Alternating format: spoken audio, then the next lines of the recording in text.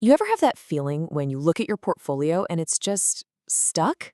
I mean, day after day, it's not really going up, it's not crashing, it's just sideways. It is one of the most frustrating places to be as an investor. But here's the thing. While most of us are sitting there, slowly losing our purchasing power to inflation, the big institutional desks are using a whole different playbook. They're using specific strategies to literally manufacture their own yield. A lot of people hear the word options and think it's just pure gambling, but today we're going to pull back the curtain and show you exactly how the pros use them to generate income, especially when the market is going nowhere. So here's how we're going to break it all down. First, we'll pinpoint exactly what the sideways market problem is and why it's so dangerous for your money. Then we'll dive into the solution that a yield producer uses. We'll get into the weeds of how a strategy called covered calls actually works.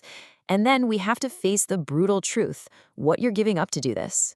We'll frame this whole thing as a clash between two major investing philosophies, and we'll end with the big dilemma that every single investor has to wrestle with. All right, let's start with the core problem itself. This is a situation that makes a ton of investors feel completely and utterly powerless. So what you're looking at here is a perfect picture of a sideways market. You see how the price makes these peaks, the swing highs, and these valleys, the swing lows? But notice, none of them are really breaking out. The highs are all kind of hitting the same ceiling, and the lows are bouncing off the same floor. The market isn't trending up, it's not trending down. It's just chopping around, stuck in a range. And if you're a buy and hold investor, this can feel like watching paint dry for months or, sometimes even years. Now here is the crucial, critical point. While your account balance might look like it's staying the same, it's not. It's an illusion. In a flat market, your portfolio is basically a sitting duck for inflation. If your investments are growing at 0%, but the cost of gas, groceries, everything is going up by, say, 3%, well, you are getting 2% poorer every single year. Your money is literally losing its power to buy things. Simply waiting isn't just treading water, it's slowly sinking. Right, and we've all heard this incredible piece of wisdom from Warren Buffett. It's absolutely true, most of the time. Patience is one of the biggest superpowers in investing. But what happens when patience gets you nowhere?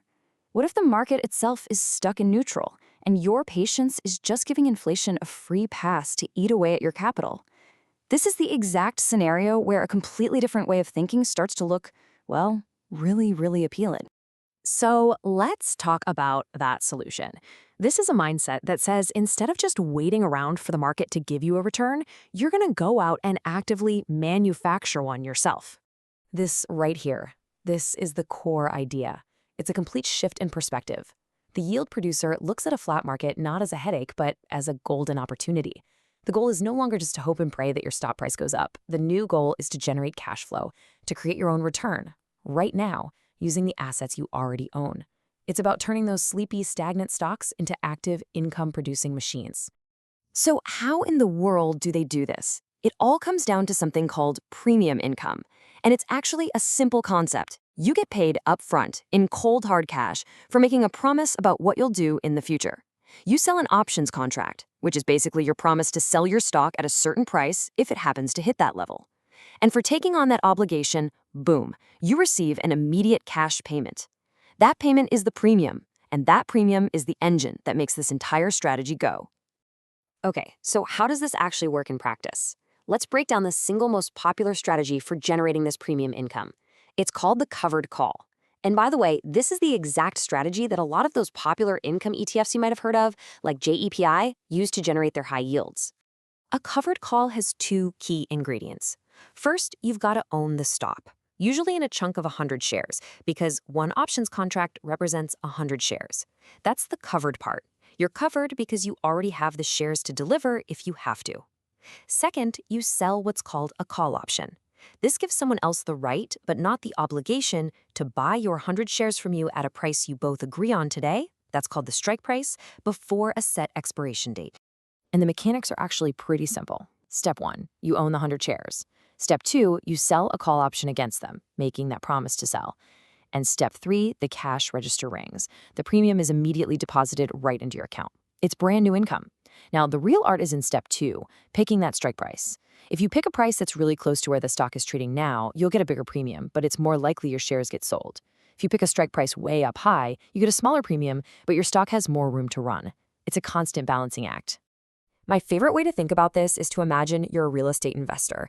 You own a house. That's your 100 shares of stock. Selling a covered call is just like renting out that house. You collect upfront rent, that's the premium, from a tenant. And in exchange for that rent, your tenant gets the option to buy your house from you at a price you both agreed on. If they decide not to buy, no problem. You keep the rent and you're free to rent the house out to someone else next month. It's literally a way to get paid while you wait. Now this chart, this shows you the trade-off in black and white. The vertical line is your profit or loss, and the horizontal one is the stock price. So if the stock price goes down, you still lose money, right? But your loss is a little bit smaller because of the premium you collected. That's why the line starts a little higher. But look at what happens on the right side. The second the stock hits your strike price, your profit just flatlines. It hits a ceiling. It doesn't matter if the stock doubles or triples from there. Your profit is capped. You have traded away all of that potential home run upside for that small upfront payment. And that right there brings us to the most important part of this whole explainer. There is no such thing as a free lunch in finance, ever. For the wonderful benefit of that upfront income, you have to accept a massive and sometimes very painful trade-off. This table lays it out about as clearly as possible. If you just buy and hold a stock, your potential upside is theoretically unlimited. It could go up forever. With a covered call, your upside is strictly capped. Done. But on the flip side, your income stream is now potentially much, much larger. You're getting your regular dividends plus all that new options premium. This is the exact deal that funds like JPI and QILD are making on your behalf. They generate those huge monthly payouts, but they will never, ever capture the full explosive upside of the market in a massive bull run. So what are you really giving up? Well, here's the thing. Decades of market data show us that a huge chunk of a portfolio's long-term return comes from just a tiny handful of incredible, explosive days. You know, when a stock suddenly doubles on amazing news. If you are consistently selling covered calls, you are almost guaranteed to miss those days. You are, in effect, trading away your winning lottery ticket for a small but steady payment. So this isn't really a question of which strategy is better. It's a clash between two fundamentally different and honestly equally valid philosophies of investing. From the yield producer's point of view, this is a no-brainer. Why on earth would you just sit there and let your assets do nothing when you could be generating steady cash flow? You literally get paid to wait. You're turning a lazy asset into a productive one, basically creating your own synthetic dividends. It's an active approach for people who want their money working hard for them all the time, and it provides this huge psychological comfort of seeing income hit your account even when the market's going nowhere fast. But then you have the powerful rebuttal from legends like Charlie Munger. They argue that the real, life-changing wealth is built through inactivity, by buying an amazing business and just letting it compound for decades. Every time you sell a call, it's a trade, and trades can generate fees and, more importantly, a taxable event if your shares get sold away from you. You run the risk of trading away a stock that could go up 100 times for a tiny 2% premium. Their advice? Ignore the market's manic depressive noise and focus on the long-term success of the business you own. And this brings us right to the heart of it, the final, central conflict that every single one of us has to figure out for ourselves. This quote just perfectly nails the entire concept. You are not creating money out of thin air. You're just making a choice. You are reducing your risk of stagnating, of being eaten alive by inflation, but in exchange, you are taking on a brand new risk, the risk of missing out on a massive, face-ripping rally. You're not eliminating risk, you're just shifting it around. So it all comes down to this one question you have to ask yourself. What kind of investor are you? Are you a landlord, someone who is focused on collecting consistent, predictable rent from your assets?